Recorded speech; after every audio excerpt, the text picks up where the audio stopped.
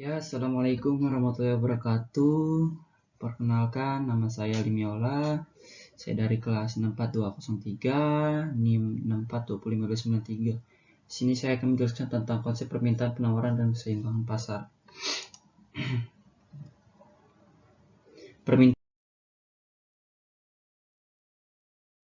Permintaan adalah jumlah barang yang diminta oleh konsumen pada tingkatan harga dan waktu tertentu yang dilambangkan dengan demand. Mengacu pada hukum permintaan disebutkan bahwa semakin tinggi barang yang diminta, maka semakin permintaan akan turun dalam kondisi ceteris paribus.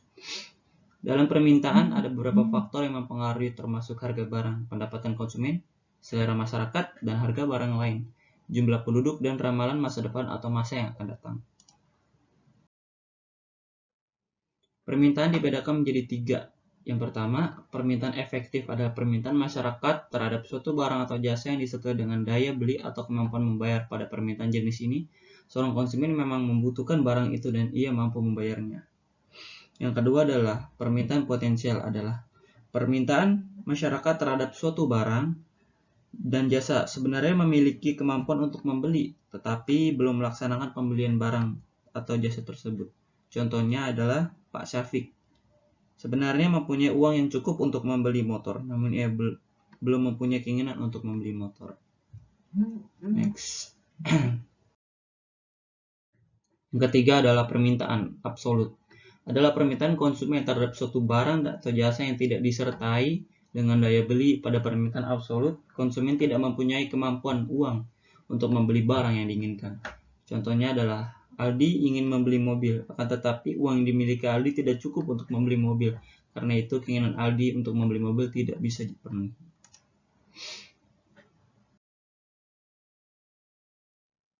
Penawaran. Penawaran adalah jumlah barang yang ditawarkan oleh produsen pada tingkatan harga waktu tertentu yang dilambangkan dengan S supply. Mengacu pada hukum penawaran, diketahui bahwa jika harga mengalami peningkatan, maka jumlah barang yang ditawarkan juga akan mengalami peningkatan pada kondisi ceteris paribus. Tak jauh berbeda dengan permintaan yang dipengaruhi oleh hal-hal seperti harga barang dan selera masyarakat. Penawaran juga demikian, hanya saja berbanding terbalik. Jika diurutkan, penawaran dipengaruhi oleh harga barang serta harga barang lain terlebih dahulu. Setelah itu diikuti biaya produksi, tingkat teknologi, tujuan perusahaan, dan baru selera masyarakat. Penawaran pendapatan. Pendapatan negara hingga bulan Mei 2020 masih tertekan akibat pandemi COVID-19, di mana situasi pelemahan ekonomi global dan Indonesia sangat berpengaruh terhadap kinerja pendapatan negara.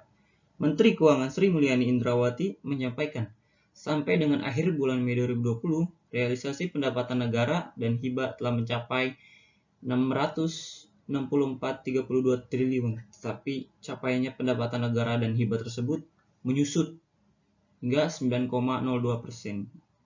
Kontraksi penerimaan di Mei cukup dalam akibat perlambatan kegiatan ekonomi sebagai dampak COVID-19 dan pemanfaat insentif fiskal dan rangka pemulihan ekonomi nasional, kata Sri Mulyani dalam telekonferensi APBN.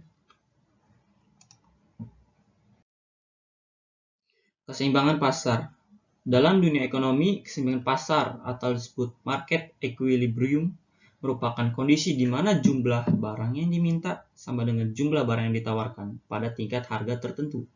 Tentu proses ini menjadi sangat penting untuk menentukan apakah kurva keseimbangan akan sama atau tidak. Hal ini dapat dihitung menggunakan rumus keseimbangan pasar. Di dalam keseimbangan pasar juga dapat dipahami sebagai suatu kondisi di mana harga produk yang ditawarkan dengan harga yang produk yang diminta oleh konsumen. Apabila suatu keseimbangan pasar tercapai, maka tidak adanya perubahan dalam harga atau harga cenderung tetap. Harga ini disebut dengan harga keseimbangan.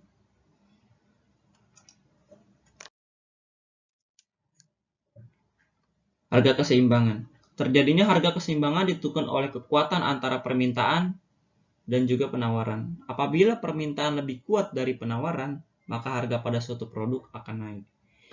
Namun, jika penawaran lebih kuat dari permintaan, maka barang akan turun. Maka harga barang akan turun. Di dalam proses tawar-menawar, harga barang inilah keseimbangan pasar dapat tercapai. Manusia sebagai makhluk ekonomi atau Homo economicus selalu berusaha untuk memenuhi kebutuhan hidupnya serta mempertahankan hidupnya. Salah satu caranya di sini adalah dengan melakukan transaksi jual beli sesama. Mengapa keseimbangan ditentukan oleh permintaan dan penawaran?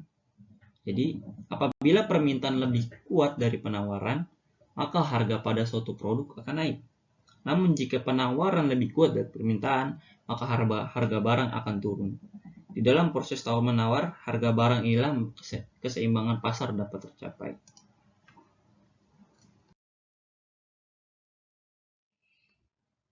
Terus, contoh keseimbangan pasar. Yang pertama, produsen menyediakan barang sesuai permintaan. Jadi, dalam strategi pemasaran, tugas penjual adalah menyediakan produk sesuai dengan permintaan konsumen.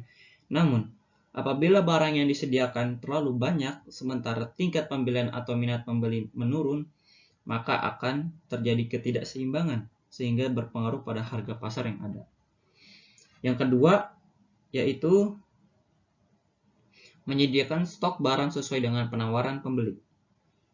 Keseimbangan akan tercapai ketika adanya kesepakatan. Dalam hal ini, pembeli akan membeli stok barang dari penjualan sesuai dengan yang dibutuhkan, sehingga penjual harus menyediakan barang sesuai dengan stok yang dibutuhkan.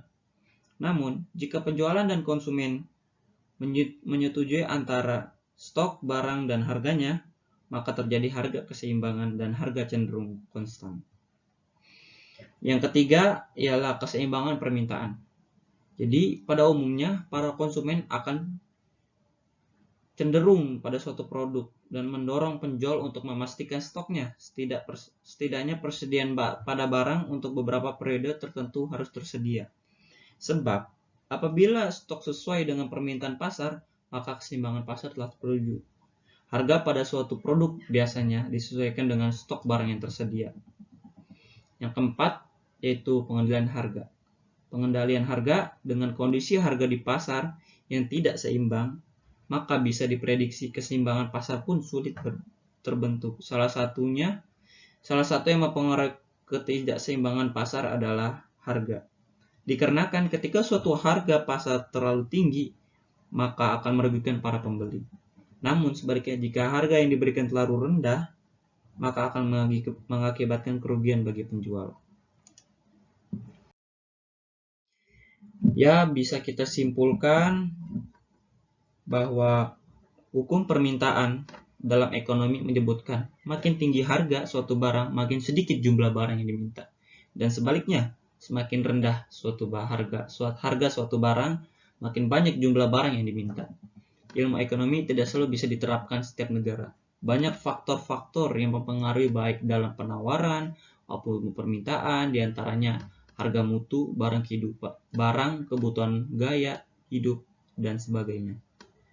Pelajaran dari teori ini menjelaskan kepada kita bagaimana seharusnya menentukan harga agar hukum penawaran permintaan dapat berjalan seimbang sehingga terciptanya masyarakat yang paham ekonomi dan berkualitas.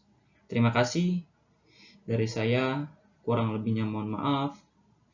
Wabillahi taufiq wal hidayah. Assalamualaikum warahmatullahi wabarakatuh.